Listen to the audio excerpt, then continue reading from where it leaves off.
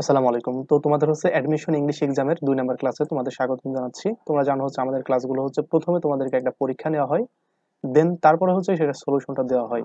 তো আমি আজকে যে স্টুডেন্টের যেটা নিয়েছি সে হচ্ছে ১২ র ভিতরে অর্থাৎ ২ পেয়েছে। তার মানে খুবই একটা জঘন্য অবস্থা তার। ১২ এর ভিতরে ২ পেয়েছে।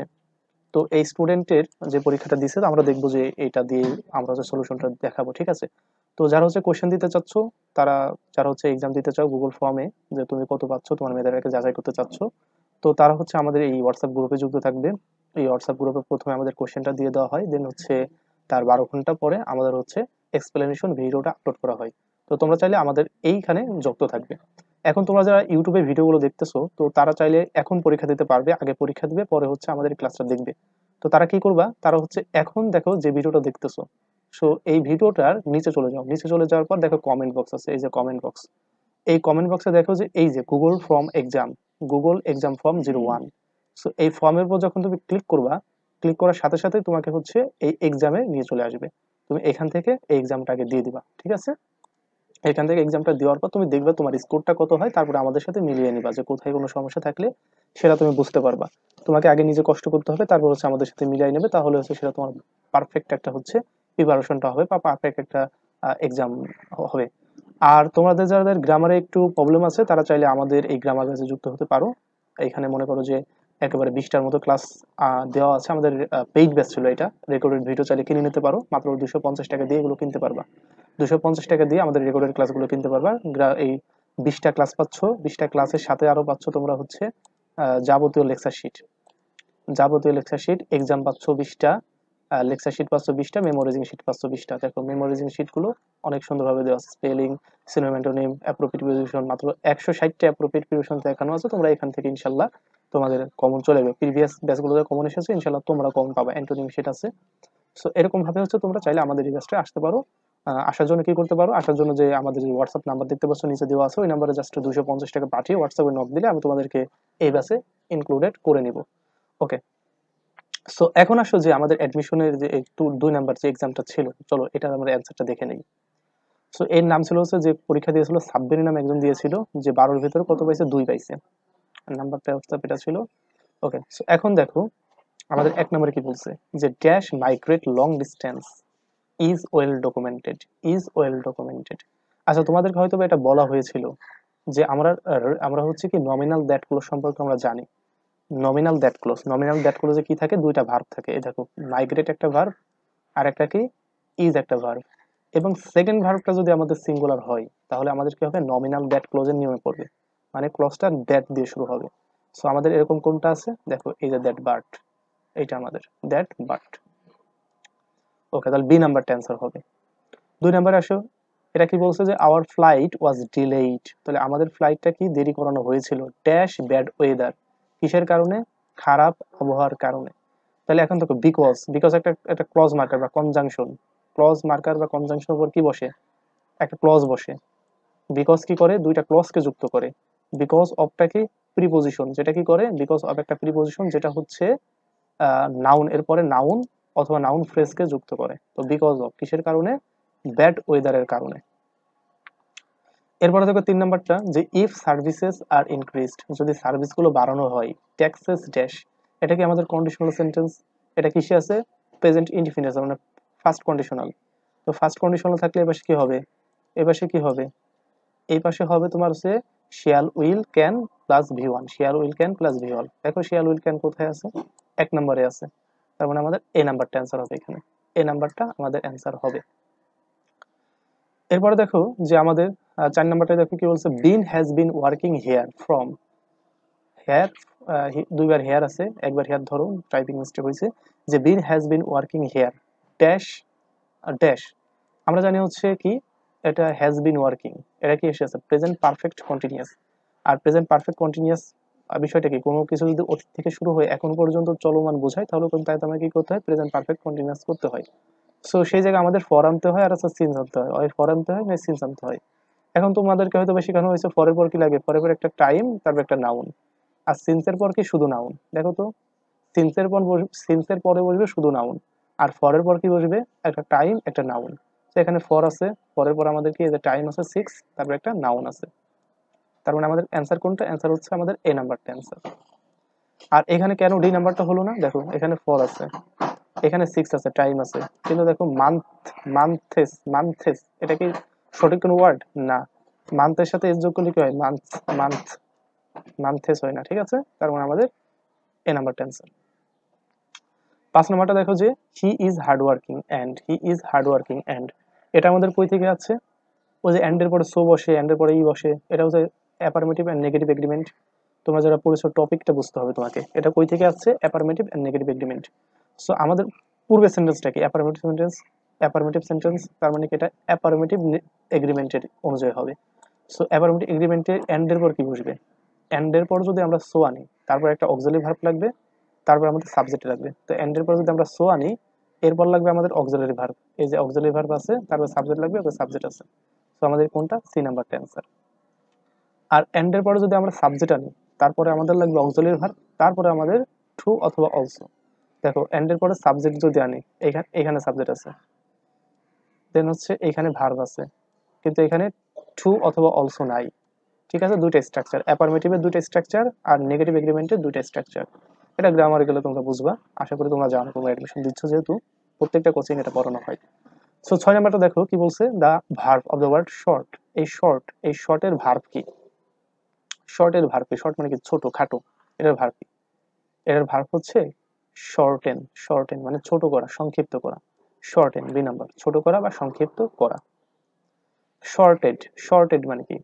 শর্টেড মানে হচ্ছে তোমার অ্যাডজেক্টিভ, মানে ইডি যুক্ত অ্যাডজেক্টিভ, ঠিক আছে? ওকে।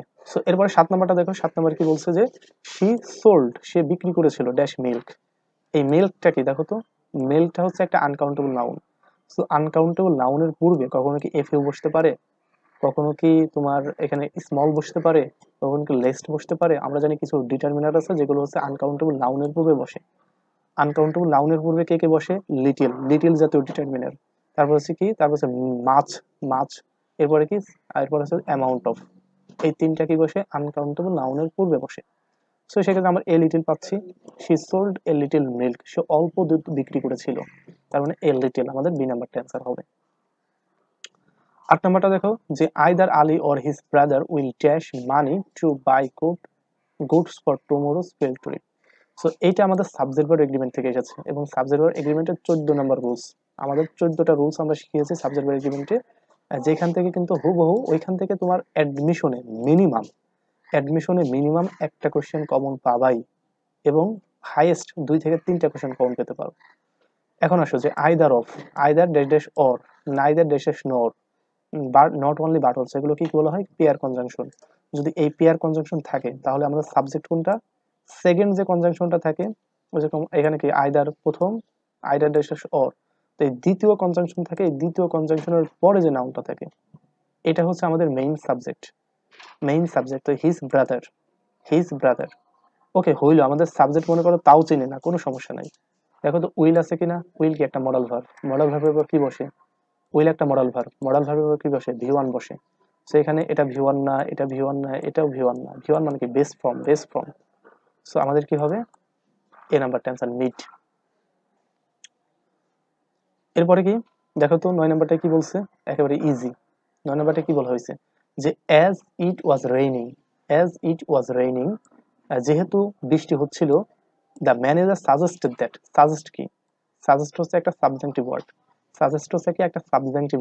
আর সাবজেক্টিভ ওয়ার্ডের পর দ্যাট এবং তারপরে যদি ডুয়ার থাকে, আমাদের কি করতে হয়? সাবজেক্টিভ ওয়ার্ডের পর দ্যাট এবং তারপর যদি ডুয়ার থাকে তখন আমাদের ভি ওয়ান করতে হয়।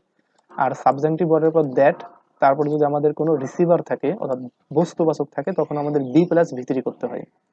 আর সাবজেক্টিভ ওয়ার্ডের পর যদি দ্যাট না থাকে, কিছুই থাকে না, শুধু ভার্ব নিতে হবে, তখন আমাদের কি করতে হয়? 2 + ভি1 করতে হয়। তো আমাদের এখানে কি সাবজেক্টিভ ওয়ার্ডের পর দ্যাট আছে, তারপরে কি আছে? ডুয়ার আছে। কি করব? ভার্বের বেস ফর্ম নেব, মানে ভি1 নেব। কোনটা বেস ফর্ম আছে? এই যে টেক হচ্ছে কি বেস ফর্মে আছে। সো আমাদের ডি নাম্বারটা অ্যান্সার, এখানে ডি নাম্বারটা অ্যান্সার।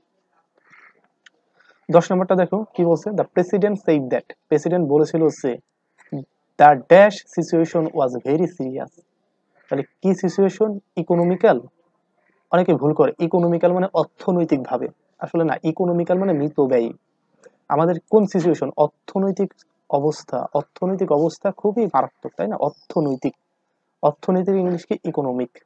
ইকোনমিক মানে কি? অর্থনৈতিক। আবারও বলছি, ইকোনমি যেটা নাউন, যেটা হচ্ছে অর্থনীতি, যেটা হচ্ছে এটার অ্যাডজেক্টিভ কি? অর্থনৈতিক। ইকোনমিক এটা কি? অর্থনৈতিক। আর যেটা আছে ইকোনমিক্স, এটা কি? সাবজেক্টের নাম, অর্থনীতি সাবজেক্ট। হ্যাঁ, ওই যে তোমার বই, অর্থনীতি বই। ইকোনমিক্স এটা হচ্ছে অর্থনীতি বই। আর ইকোনমিক্যাল এটা মানে হচ্ছে মিত ব্যয়। মিত ব্যয়, ইকোনমিক্যাল মানে কি? মিত ব্যয়। ওকে, এই হিসেবে তাহলে অর্থনীতি অর্থ লাগবে, তাহলে কি? ইকোনমিক হবে। B number টেন্সার। 11 নম্বরটা দেখো যে Dhaka is becoming one of the dash cities in Asia. তাহলে দা আছে, তাই না? তো দার পর কি বসবে? Superlative form. দার পরে কি বসবে? Superlative form. আমরা জানি যে দার পর হচ্ছে সুপারলেটিভ ফর্ম বসে। সেখানে সুপারলেটিভ ফর্ম কোনটা আছে? মোর তো থাকে কম্পারেটিভে, হবে না। বিজি তো তোমার হচ্ছে পজিটিভে, হবে না। এরপরে মোস্ট তো one of the most, busiest. আচ্ছা, যেটা সুপারলেটিভ ফর্ম আছে তার পূর্বে তো কখনোই মোস্ট, মোর বসানো যাবে না। যেগুলো সুপারলেটিভ ফর্ম থাকে না বা কম্পারেটিভ ফর্ম থাকে না, সেগুলোর পূর্বে হচ্ছে মোস্ট অথবা মোর বসিয়ে সেগুলোকে কম্পারেটিভের সময় মোর, সুপারলেটিভের সময় মোস্ট বসিয়ে করতে হয়।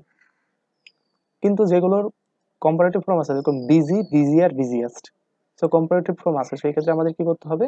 কম্পারেটিভ ফর্মটা নিতে হবে। এরপরে মোস্ট, মোর কিছুই লাগবে না। সো সি নাম্বারটা অ্যান্সার। এখন যদি তোমাকে এরকম হতো বিউটিফুল থাকতো, দেখো বিউটিফুলের সাথে কিন্তু বিউটিফুল আর বিউটিফুলেস্ট এমন করা যায় না। সো তখন কি করতে হতো? কম্পারেটিভের ক্ষেত্রে আমাদের মোর বিউটিফুল, সুপারলেটিভের ক্ষেত্রে হচ্ছে মোস্ট বিউটিফুল করতে হতো। আশা করি ক্লিয়ার। 12 নম্বর এবং সর্বশেষ কি বলছে দেখো, he is dash punctual dash efficient. অর্থাৎ সে পাংচুয়ালও না, আবার এফিসিয়েন্টও না।